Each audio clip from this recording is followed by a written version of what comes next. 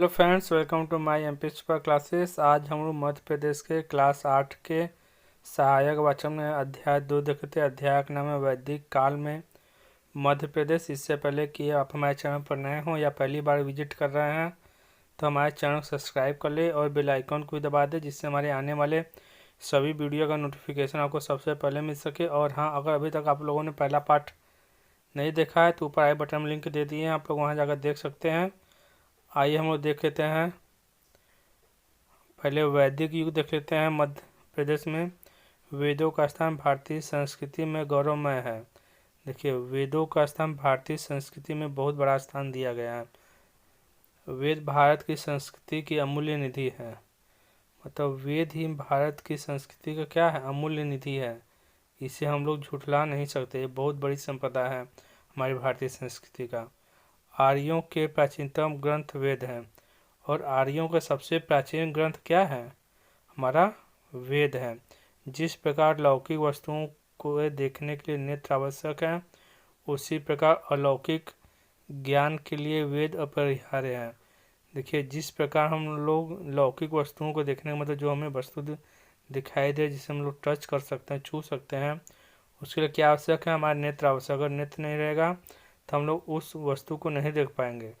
उसी प्रकार से अलौकिक वस्तु जिसे हम लोग टच नहीं कर सकते, केवल अनुभव कर सकते हैं, ज्ञान के लिए हमारे क्या आवश्यक है, हमें वेद अपरिहार्य मतलब वेद अनिवार्य है।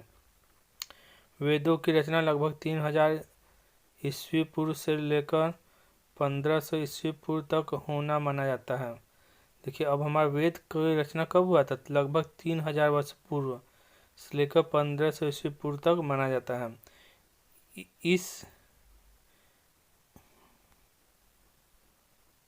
इसे ही वैदिक युग की संख्या दी जाती है। इसे मतलब 3000 पूर्व से लेकर 1500 पूर्व तक को क्या कहा जाता है, वैदिक युग कहा जाता है। ऋग्वेद की रचना पूर्व वैदिक काल में। देखिए, अब हमारे ऋग्वेद की रचना कब हुआ था, पूर्व वैदिक काल में हुआ था। साम एवं यजुर्वेद एवं और अर्थवेद की रचना उत्तर वैदिक युग में होना माना जाता है। और हमारा जो है सामवेद, यजुर्वेद और अर्थवेद कब माना जाता है, उत्तर वैदिक युग में माना जाता है। ध्यान से देखिएगा, ऋग्वेद कब माना जाता है, पूर्व वैदिक काल। मतलब सबसे पुराना वेद कौन सा है, हमारा ऋग्वेद है। और उसके बाद सामवेद, यजुर्वेद और हमारा अर्थवेद है। हम लोग आगे देख लेते हैं।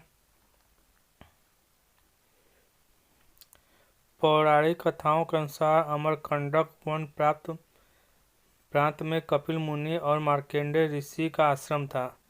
जो हमारी पुरानी कथाएं हैं, पौराणिक कथाएं, उनके अनुसार अमरकंटक वन प्रांत मतलब अमरकंटक में कपिल मुनि और मार्कंडेय ऋषि का आश्रम था। इन दोनों का आश्रम कहाँ था, अमरकंटक वन में था। अमरकंटक नर्मदा और सोन नदी के उद्गम स्थान है। अमरकंटक से कौन सी नदी निकलती है, हमारी नर्मदा और सोन नदी निकलती है, जो आदिकाल से ऋषि मुनियों की तपोभूमि रहा है। यह जो कि बहुत ही प्राचीन काल से ऋषि मुनि यहाँ क्या करते थे, रहकर तपस्या करते थे। नर्मदा नदी ऐसी नदी है जिसकी परिक्रमा की परंपरा इसे दक्षिणावर्त कहा जाता है। और नर्मदा नदी को क्या कहा जाता है, परिक्रमा की परंपरा कहा जाता है। इसे दक्षिणा कहा जाता है, प्रदक्षिणा कहा जाता है। इसे क्या कहा जाता है, प्रदक्षिणा कहा जाता है। मध्य प्रदेश की भूमि भगवान राम तथा कृष्ण के चरणों से पावन हुई है। और हमारे मध्य प्रदेश की भूमि जो है कि भगवान राम और कृष्ण के चरणों से पवित्र हुई है। रामायण और तथा महाभारत दोनों में उल्लेख है कि अगस्त्य मुनि विंध्य पर्वत को पार करके दक्षिण गए थे।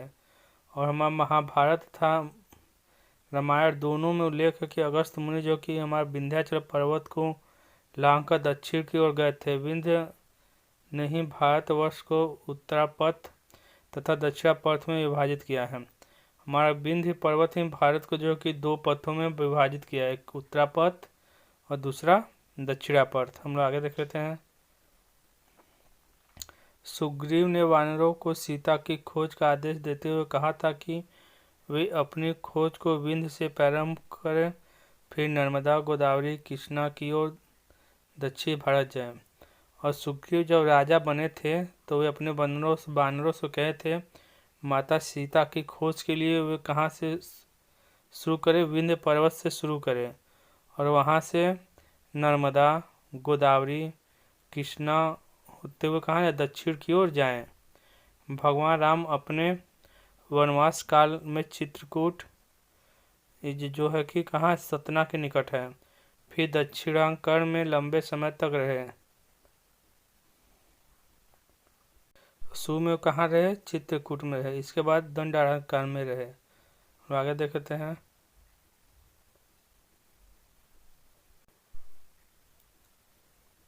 हमारा जो दंड कारावास क्षेत्र जो है कि चित्रकूट से बस्तर और तक विस्तृत था।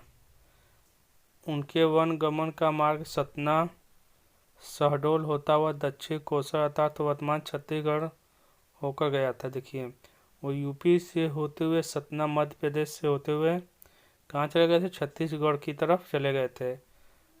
दंडक वन में वाल्मीकि, अत्रि, सरभंग आदि ऋषियों के आश्रम थे।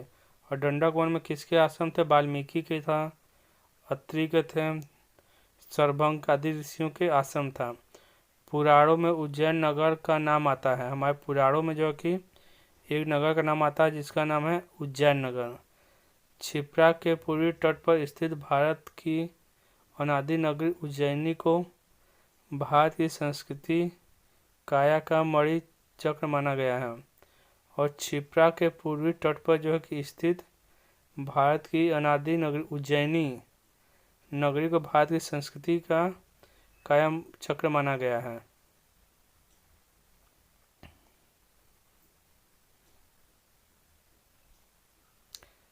पुराणों में उज्जैनी, अवंतिका, अमरावती, परिकल्पना, कुमुदनी आदि नामों से महिमा की गई है। इस नगरी में ऋषि सांदीपनि, महाकात्यायन, भास, सिद्धसेन, दिवाकर, भृतहरि, कालिदास, वराहमिहिर, बाणभट्ट आदि महापुरुषों की घनीभूत संबंध रहा है। देखिए उज्जैनी में कितने लोगों का संबंध, बहुत सारे लोगों का संबंध है। पुराणों व महाभारत में उल्लेख आता है कि कृष्ण, बलराम और सुदामा यहाँ गुरु संदीपनि के आश्रम में विद्या प्राप्त की थी। और हमारे पुराणों तथा महाभारतों में ये मिलता है कि जो लिखा हुआ है मिलता है कि बलराम और कृष्ण सुदामा ने जो कि संदीपनि मुनि के आश्रम में क्या कर रहे थे, विद्या ग्रहण कर रहे थे। द्वापर युग की सबसे महत्वपूर्ण घटना महाभारत का युद्ध है। और हमारे द्वापर युग का सबसे महत्वपूर्ण घटना क्या है, महाभारत का युद्ध है। इस युद्ध में कृष्ण अर्जुन के साथी के रूप में पांडवों के साथ थे। और इस महाभारत के युद्ध में भगवान कृष्ण किसके साथ थे, अर्जुन के साथ थे। और उनके रथ को क्या कर रहे थे, हाँक रहे थे। महाभारत तथा पुराणों में मध्य प्रदेश के अनेक स्थानों तथा राजवंशों और ऐतिहासिक घटनाओं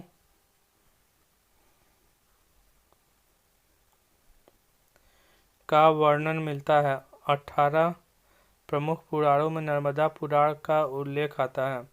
और जो हमारा 18 पुराण प्रमुख है उसमें से एक पुराण नर्मदा का भी उल्लेख मिलता है। महाभारत के अनुसार उस समय महीस्मती पर नील नाम का राजा शासन करता था। महाभारत के अनुसार महीस्मती पर कौन नाम का राजा राज करता था, नील नाम का राजा जो कि शासन करता था।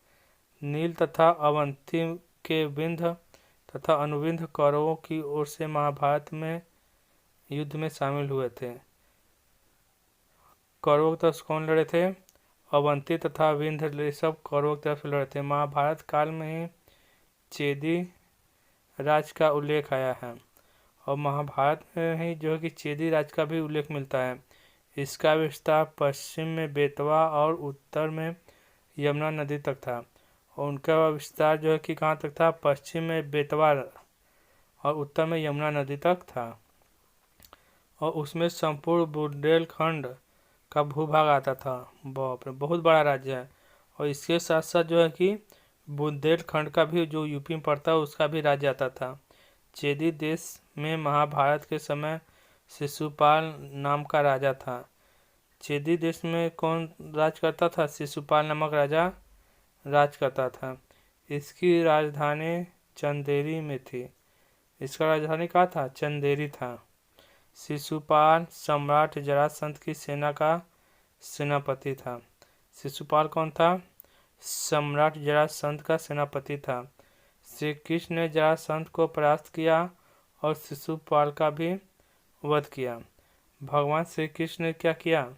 जरासंध को भी पराजित किया और शिशुपाल को पराजित करके उसका क्या कर दिया? वध कर दिया।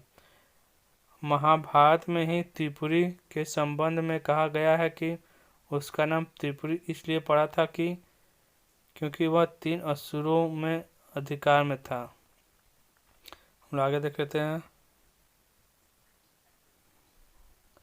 देखिए, महाभारत में ही त्रिपुरी तिब्बत जबलपुर के संबंध में कहा गया है, दोनों के संबंध में कहा गया है कि इसका नाम त्रिपुरी इसलिए पड़ा था क्योंकि वह 3 असुरों के अधिकार में था। वो कितने असुरों के अधिकार में था? 3 असुरों के अधिकार में था। वराहनपुर जिले में असीरगढ़ में एक शिव मंदिर है। असीरगढ़ में किसका मंदिर है? एक शिव का मंदिर है। माना जाता है कि महाभारत काल में अश्वत्थामा यहाँ शिव जी का पूजा करता था। और हम लोग क्या मानते हैं? महाभारत काल में जब महाभारत हो रहा था उस समय जो कि अश्वत्थामा यहाँ भगवान शंकर की क्या करते थे? पूजा करते थे।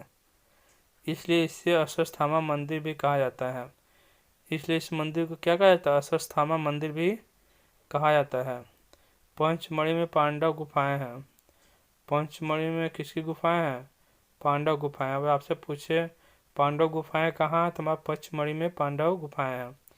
जनश्रुतियों के अनुसार पांडवों ने अपने निर्वासन का कुछ समय यहाँ बिताया था। जब वे राज्य से निर्वासित कर दिए गए थे तो कुछ समय यहाँ क्या किए थे? वे लोग यहाँ समय व्यतीत किए हुए थे।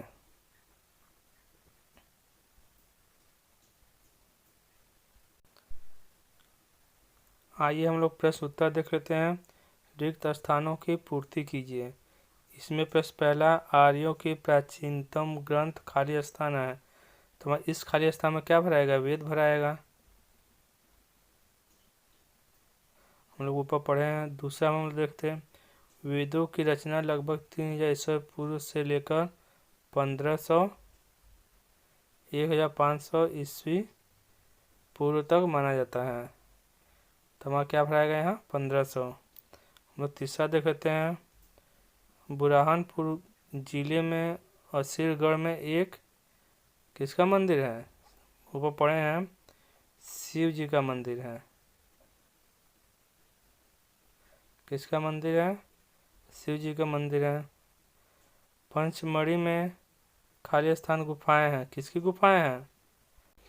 अभी हम लोग ऊपर तुरंत पढ़े हैं, पांडव गुफाएं हैं। तो इसमें क्या भराएगा? पांडव।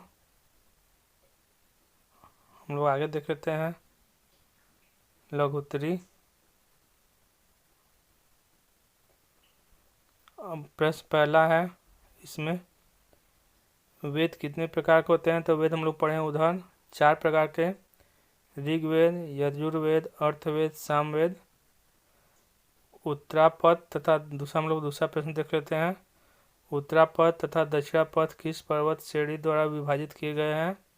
हम लोग कौन सा पर्वत पढ़े हैं? विंध्य पर्वत पढ़े हैं। तो इसमें हम लोग लिख देंगे उत्तर, उत्तरापद तथा दक्षिणापद जो है कि विंध्य पर्वत द्वारा विभाजित किए गए हैं। हम लोग तीसरा देख लेते हैं, श्री राम ने अपने वनवास के समय मध्य प्रदेश में कहाँ बिताया था? इसका उत्तर हो जाएगा, श्री राम ने अपने वन का समय मध्य प्रदेश के चित्रकूट जो कि सतना के निकट पड़ता है बिताया था वन कारण में। हम लोग आगे देखते हैं, श्री कृष्ण व सुदामा ने शिक्षा कहाँ की थी?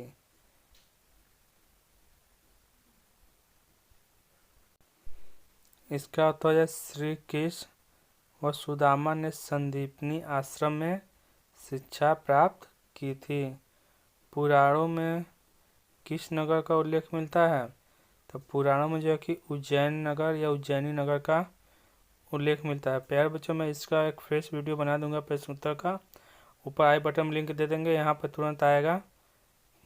इसी जगह आप लोग वहाँ उस पर क्लिक करिएगा तो जाकर देख सकते हैं इसका प्रश्न उत्तर। प्यारे बच्चों, वीडियो पसंद है तो लाइक करें, चैनल को सब्सक्राइब करें और अपने दोस्तों के साथ शेयर करना ना भूलें। आपका लाइक करना ही हमारे मेहनत का फल है। जय हिंद, जय भारत।